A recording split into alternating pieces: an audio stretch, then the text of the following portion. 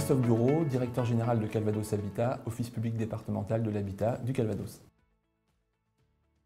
Le point commun entre Calvados Habitat et le JPI, c'est la collective de rattachement pour Calvados Habitat et l'actionnaire de référence pour le JPI, qui est le conseil départemental du Calvados. Et donc le conseil départemental a eu la volonté politique de rationaliser ses outils et donc de réunir ces deux opérateurs dans un même ensemble. L'intérêt, c'est effectivement la complémentarité des patrimoines, puisque les proportions sont à peu près inversées entre Calvados Habitat et le JPI. Calvados Habitat, c'est 70% de collectif, 30% individuel. Le JPI, au contraire, est majoritairement individuel, 30-70, c'est inversé. Et donc ça constitue un ensemble qui représentera à peu près 25-26 000 logements avec 15 000 collectifs, 10 000 individuels, donc ça fait un très bel ensemble. Le conseil départemental souhaitait vraiment constituer un acteur majeur du logement social dans le département. Aujourd'hui, la vision du département, c'est qu'on a à peu près 30% du parc social du département qui est maîtrisé, qui est détenu par des acteurs qui sont des groupes, et donc avec des décisions qui ne se prennent pas forcément dans le département. Et donc le département est attentif à ce que les décisions qui se prennent pour le logement social dans le Calvados soient prises dans le Calvados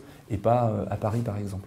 Donc c'est une des raisons pour lesquelles il a souhaité maîtriser son parc social, et sachant que le futur ensemble représentera à peu près 46%, donc un peu moins de la moitié du parc social du département.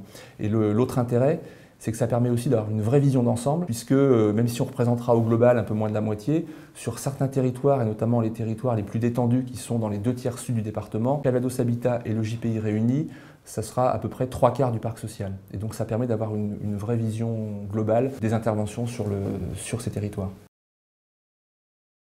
Le premier principe, déjà, c'est un principe de liberté. C'est qu'on avait engagé cette démarche avant même toutes les contraintes qui sont arrivées avec le projet de loi de finances puis la loi Elan. Et donc, on conserve l'initiative, on fait quelque chose parce que ça a été souhaité par le département et pas parce qu'on y est contraint. Donc ça, c'est déjà intéressant. L'autre point, c'est que c'est aussi une condition de pérennité. On a la chance d'avoir deux organismes qui sont sains, bien gérés, avec une situation financière solide. Et donc, le futur ensemble va bénéficier de cette solidité. Et l'idée aussi, c'est de pouvoir consolider en fait notre potentiel d'investissement, d'intervention sur les territoires et de faire face à toutes les contraintes nouvelles qui vont nous arriver. Puisqu'on évoquait tout à l'heure les territoires un peu moins tendus, et donc le département là aussi est attentif à ce que ces territoires-là ne soient pas délaissés et qu'on puisse continuer à conserver une capacité d'intervention en renouvellement urbain, en démolition avec ou sans reconstruction sur l'ensemble des territoires du département. Pouvoir garantir à l'ensemble de nos locataires et de nos parties prenantes, que sont notamment les élus et les collectivités, qu'il y aura toujours un opérateur dont la gouvernance est locale, maîtrisée localement et qui est en capacité de les accompagner et d'intervenir. On y travaille nous depuis fin 2016 et on s'est fixé comme échéance une mise en œuvre opérationnelle au 1er janvier 2019. Donc là, on est en plein travail opérationnel pour préparer la mise en œuvre en fait, de ce rapprochement.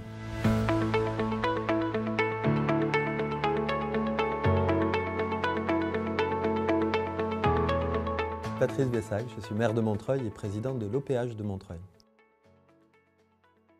Cette réforme est marquée à la fois par une préoccupation juste, la nécessité de s'unir, de travailler à des coopérations, et par une modalité, par un mode de travail qui est encore hiérarchique, autoritaire, intégrationniste, c'est-à-dire le contraire de ce qui marche et de ce qu'on a besoin en matière de gestion locale. Moi, j'ai le sentiment d'être la génération qui vit la grande cassure avec les lois de décentralisation. La première génération de maires où on revoit aux responsabilités, ça fait quand même 2 gouvernements que c'est le cas, des gens qui pensent que tout se réglera par en haut, par l'État et par des mesures législatives. Non, ce n'est pas vrai. On a besoin de la gestion locale, on a besoin des acteurs locaux. Il faudrait peut-être qu'ils redécouvrent, que l'État redécouvre les bienfaits de la proximité. D'abord, nous réfléchissions au fait que certaines fonctions, notamment les fonctions de maîtrise d'ouvrage, puissent être mises en coopération. Aujourd'hui, moi j'ai vraiment un sujet de préoccupation, c'est la proximité. Ne pas toucher à ce qui est le fondamental de la production du service, le rapport aux habitants, la capacité à offrir un bon et un meilleur service aujourd'hui et dans l'avenir. Ensuite, j'ai envie de dire fusion, piège à on. On est dans une situation où ces fusions, si on n'y prend pas garde, peut être l'occasion d'un grand désordre pendant une décennie dans l'organisation de nos organismes. Donc il faut que les élus locaux, à mon sens, aient l'intelligence d'appliquer bien sûr la loi, mais avec le discernement qu'il convient dans l'intérêt des habitantes et des habitants. Et je crois que nous n'en avons pas fini, nous élus locaux, nous responsables d'OPH, de résister et de faire entendre notre voix, car il y a trop de mesures qui s'accumulent mois après mois, année après année, qui sont une remise en cause nette des pouvoirs et de la démocratie locale. D'abord, on est sur un territoire, le territoire de l'Est parisien, qui est un territoire en plein développement. C'est là où va se jouer l'avenir de la région Île-de-France dans les 2 décennies à venir. Donc, moi, je le vois avec à cœur le développement des offices et de la proposition HLM pour toutes et tous, et pas simplement pour les plus en difficulté d'entre nous, de manière à permettre que la mixité sociale continue à vivre sur nos territoires. Deuxièmement, je pense qu'il faut de l'innovation dans les propositions que nous faisons aux locataires, que ce soit en matière de colocation intergénérationnelle, de services pour les seniors ou encore d'animation de la vie sociale. Moi, je crois que on le voit avec le développement, par exemple, des jardins partagés ou des initiatives économiques dans certaines de nos cités populaires. Il y a de l'énergie. La France populaire, elle a une vraie énergie pour l'avenir et donc il faut travailler avec ces hommes et ces femmes. Et puis enfin, en ayant l'intelligence, malgré les coups de grisou et de mauvais temps, de toujours porter une vision positive du logement social et le développer.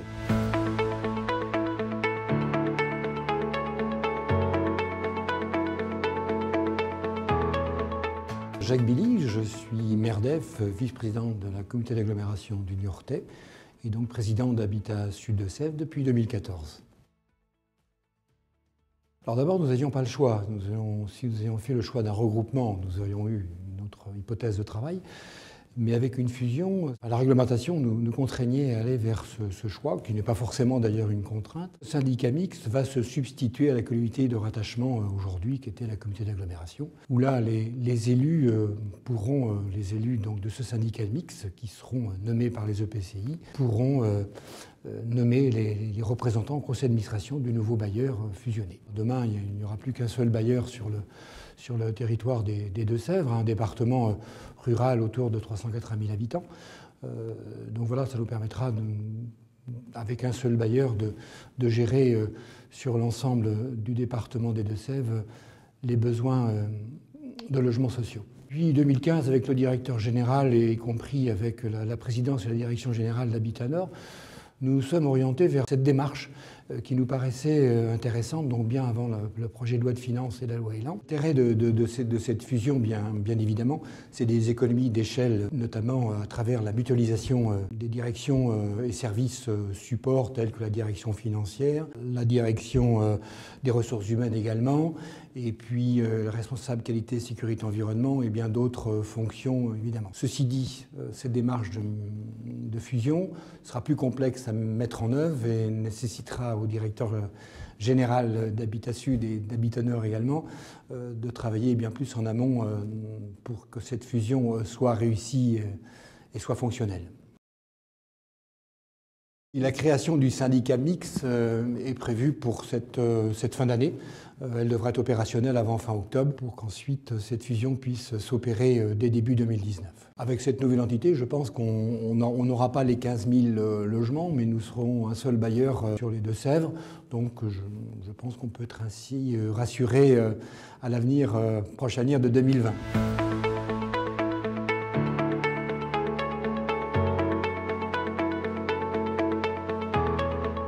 Valérie Bernard, je suis présidente de l'Office du Puy-de-Dôme. Je suis également conseillère départementale. Alors on a entamé effectivement une démarche qui est une démarche volontaire, qui n'est pas une démarche contrainte par la loi, etc. Parce qu'effectivement, l'Office est un organisme qui a plus de 16 000 logements et qui donc n'a pas à répondre à des obligations qui seraient liées à un projet de loi qui réorganiserait les organismes, comme il est prévu. Mais on est dans une démarche volontaire, consensuelle, avec d'autres organismes départementaux. Alors cette dimension départementale, elle est très importante pour nous. Dans le département du Puy-de-Dôme, ce qui est important, c'est la solidarité avec les territoires et la solidarité avec les hommes dans le logement social. On est vraiment là dans ce cœur de de priorité et d'orientation politique. Et cette territorialisation finalement de notre projet permet de répondre à la fois à un territoire qui est très urbain, métropolitain, avec des quartiers qui sont donc en rénovation urbaine par exemple, mais aussi avec des secteurs et en interaction avec des secteurs qui sont ruraux, périurbains et qui, voilà, donc pour nous c'est important d'avoir cette démarche départementale. Et donc il y a effectivement un rapprochement avec d'autres organismes départementaux, plutôt sur le territoire géographique de l'Aix-Auvergne, mais ça n'est pas une exclusive, c'est une première étape pour nous, pour avoir finalement une espèce de cohérence dans notre approche. Hier, nous étions au conseil d'administration à l'Office, que je préside, et nous avons donc validé quasi unanimement une démarche un petit peu d'accompagnement par un cabinet juridique, justement pour la mise en place de cette communauté d'organismes, pour essayer de travailler, donc être conseillé sur la forme juridique, le contour, les moyens, la gouvernance, parce que ça c'est aussi une question importante. Ensuite viendront les autres questions liées au patrimoine, au PSP et au projet global sur l'ensemble des territoires concernés. C'est une démarche solidaire avec les autres organismes, une démarche qui nous permet de travailler sur de nouveaux outils et de réagir un petit peu, finalement, d'amortir le choc de la loi des finances qui a été très, très importante pour nous.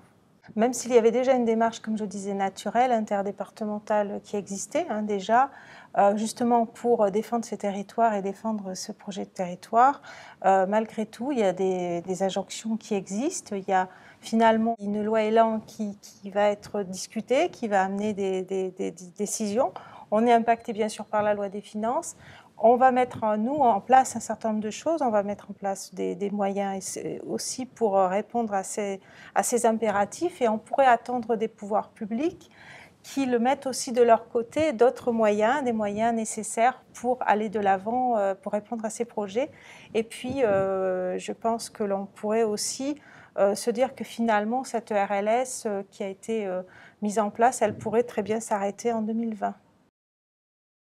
On espère.